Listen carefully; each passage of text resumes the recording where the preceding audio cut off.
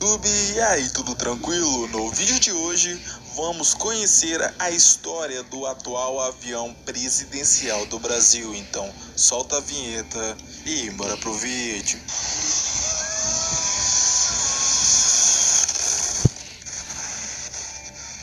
Na vida tudo tem um início, meio e fim. A história do A319 presidencial do Brasil começa em uma viagem do então vice-presidente da República, Marco Maciel, à China. Na ocasião, a aeronave que realizava o transporte do vice-presidente era o FAB 2403, um Boeing 707 da FAB. Como dito em vídeos anteriores, a FAB possuía 4 Boeing 707, 3 destinados ao uso militar e 1 ao uso presidencial. Ou seja, um 707 era o avião do presidente da República, aquele que ele utilizava em suas viagens. Esse 707 era designado de FAB 2401. Naquela viagem, o 2401 estava em manutenção, então o 707 utilizado foi o 2403, que foi adaptado para aquela missão e, infelizmente, foi esse o avião que se envolveu em um incidente. Durante a viagem do vice-presidente, um dos motores do 707 apresentou problema, obrigando o piloto a realizar pouso não programado em Amsterdã.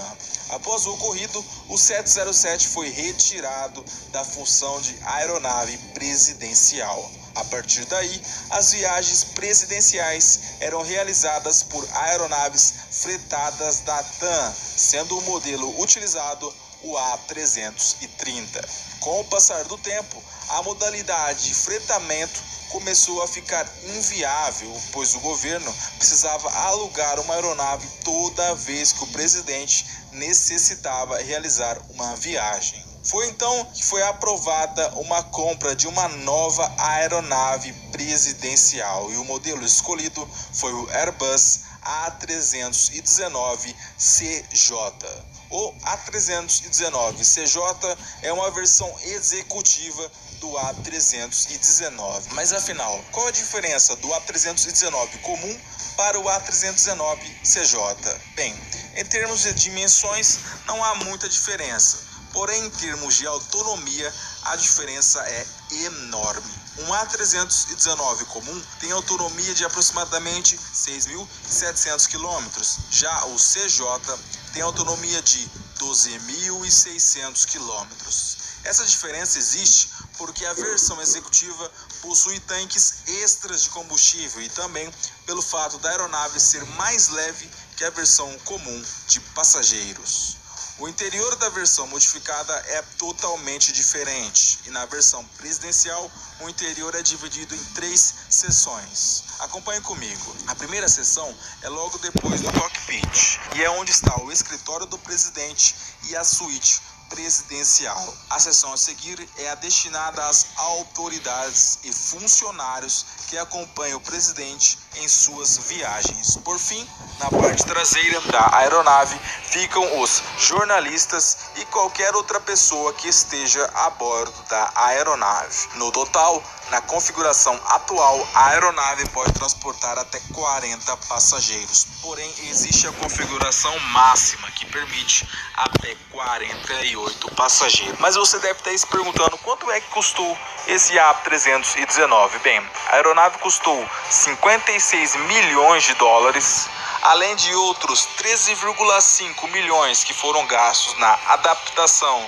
e instalação de sistemas e mais 4,6 milhões de dólares foram gastos na compra de peças e manutenções no A319.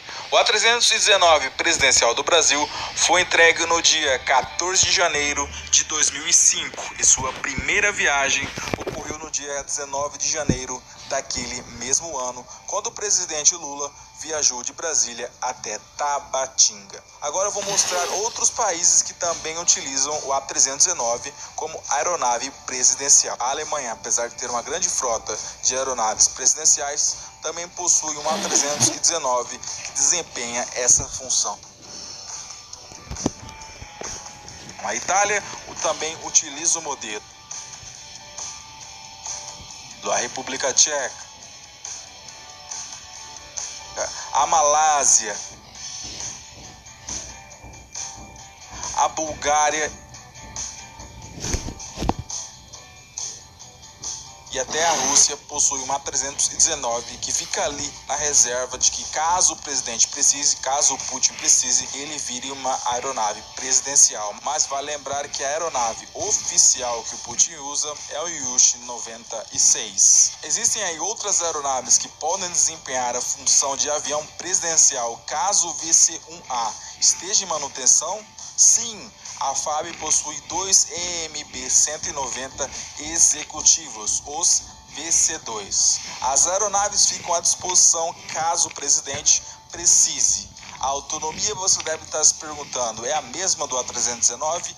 Não, mas também é uma autonomia aí considerável, de cerca de 8.000 quilômetros. Apesar dessas aeronaves dificilmente serem utilizadas, recentemente os dois E-190 executivos que estão na posse da FAB foram utilizados no processo de repatriação de brasileiros que estavam na China aí, em meio a toda essa crise que estamos vivendo. Existe ainda uma outra aeronave que recentemente foi utilizada como aeronave presidencial. Recentemente, que eu me refiro, há 3 anos atrás, foi um 767 que a FAB havia alugado. O presidente na época foi o Michel Temer e ele chegou a utilizar este avião. Infelizmente, esse 767 já foi devolvido ao seu proprietário. Algumas curiosidades extras a respeito desse A319. O Lula foi o 6º presidente a encomendar uma aeronave, no caso o A319, e esse avião chegou ao Brasil às 10h40 da manhã do dia 14 de janeiro de 2005. Ele veio de Hamburgo, que fica na Alemanha, fez uma escala em Toulouse até aterrissar aqui em terras brasileiras. A autonomia desse A319 permite os seguintes voos. Permite que seja realizado um voo de Brasília até Quebec sem escalas e de Brasília até Paris também sem escalas. Pois é, um avião aí que está há 15 anos na função de aeronave presidencial, um avião extremamente seguro, graças a Deus nunca deu nenhum problema em voo, e aí acredito que vai ficar muitos e muitos anos ainda na função de aeronave presidencial. Uma crítica que a gente pode fazer é o fato do Lula, ao invés de ter investido na Embraer para que a Embraer tivesse fabricado um avião presidencial, preferiu gastar bastante dinheiro trazendo um avião de fora, sendo que ele tinha aqui uma fábrica nacional, que ele tinha a chance de adquirir uma aeronave que fosse brasileira, um Embraer, mas não.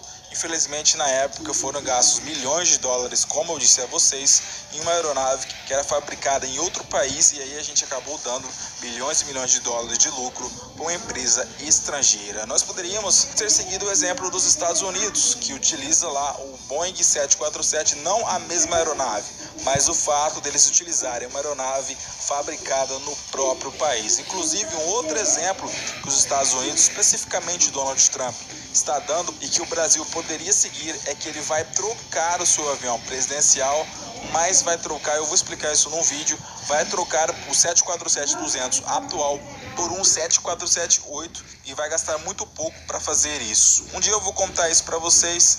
Ele exigiu que a Boeing fornecesse a aeronave, mas que fosse um preço muito abaixo do que a empresa estava pedindo, e ele conseguiu. A Boeing lá pegou 2 aeronaves que foram encostadas e que está ainda até hoje trabalhando para entregar os novos Força Aérea 1. Ou seja, o Trump acabou adquirindo aviões novos, gastando pouco, e ainda ajudou a Boeing a se livrar de 2 aeronaves que nunca iam ser entregues, beleza? Espero que você tenha gostado desse vídeo, desse avião presidencial. Espero que você tenha gostado desse vídeo sobre o avião presidencial do Brasil. Sugestões nos comentários. Se você gostou, deixa o like. Se você não gostou, também pode deixar o seu dislike. Deixe comentários aí que você quer que eu responda em alguma live. E no final escreva assim, responda na live, beleza? Forte abraço, até a próxima e tchau!